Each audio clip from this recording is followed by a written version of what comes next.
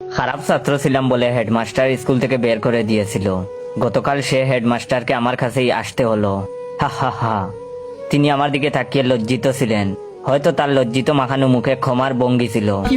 তার কাজটা করাতে আমি কোনো টাকা নেইনি, যাতে তিনি বুঝেন সে অপমানের উত্তর। অবশ্য সেদিন বের করে না দিলে আজ এই অবধি আসতে পারতাম না। আজ এমন এক পর্যায়ে আসি আমি, সবাইকে আমার কাছে কোনো না কোনো ভাবে আসতে হয়। সবাই তাদের স্বীয় কাজের মাধ্যমে আমাকে টাকাও দিয়ে যায়। সেদিন এক পুলিশ এসেছিল, তাকে ওর টাকা ছাড়া ছাড়িনি। প্রথমত টাকা দিতে চায়নি, পরে আমি চেয়ার থেকে উঠে জোর করে টাকা আদায় করেছি।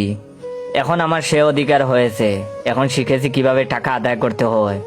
বড় বড় অফিসাররাও আজ আমার ছায়া তোলে, ভাবতেই ভালো লাগে।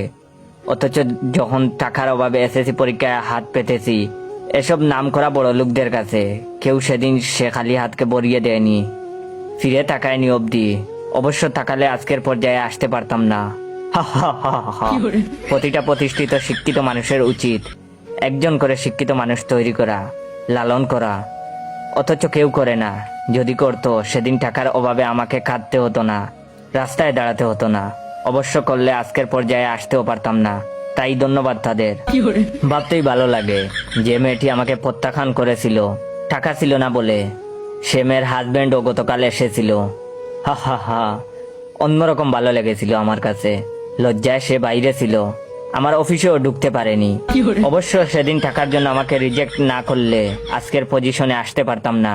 হা হা হা। তবে তার লাঞ্ছনায় একটা কথা বুঝেছি, ভালো ছেলের জন্য মেয়েরা তাদের হাত ধরে না, মেয়েরা হাত ধরে শুধু টাকার, শুধু টাকার। যেদিন থেকে বেকার হয়ে ঘুরেছি রাস্তায় রাস্তায় একটা কাজের আশায়, সেদিন সবার ধিক্কার পেয়েছি। অবশ্য ধিক্কার না পেলে আজ এই অবধি আসতেও পারতাম না। হা হা হা। আজ আমার অফিসে এসে সবাই সিরিয়াল দেয়, ওয়েট করে, একবার দরজা খোলার অপেক্ষায়। তাদের গাম দেখতে ভীষণ ভালো লাগে আমার। অবশ্য সেদিন তারা আমার গাম না জোড়ালে আজ এই আসনে অধিষ্ঠিত হতাম না আমি। সমাজের এই সকল ঘৃণতম শ্রেণী থেকে টাকা আদায় করতে পারতাম না আমি। হা হা হা হা। জানেন, ছোটবেলায় বাবাকে হারিয়েছিলাম। কেউ কাছে এসে বলেনি বাবা মারা গিয়েছে তো কি হয়েছে, আমরাও যে তোমার বাবা, আমরাও যে তোমার অভিভাবক। অবশ্য বললে আজ এই অবধি আসতে পারতাম না। হা হা হা। আজ সমাজের সে সকলকে ধন্যবাদ যারা আমাকে এই চেয়ারে বসিয়েছেন। ওয়েট, আমি কি এমন সম্মানের চাকরি পেয়েছি তা জানার আগে অবশ্যই আমার এই ভিডিওটা আপনার 15 জন বন্ধুকে শেয়ার করবেন। এবং যারা যারা চান আমি রেগুলার ফানি গল্প দেই, তারা অবশ্যই আমার অরিজিনাল টিকটক অ্যাকাউন্ট বাইসা বনফায়ারকে ফলো দিয়ে রাখবেন। আর সমাজের সে সকলকে ধন্যবাদ যারা আমাকে এই চেয়ারে বসিয়েছেন।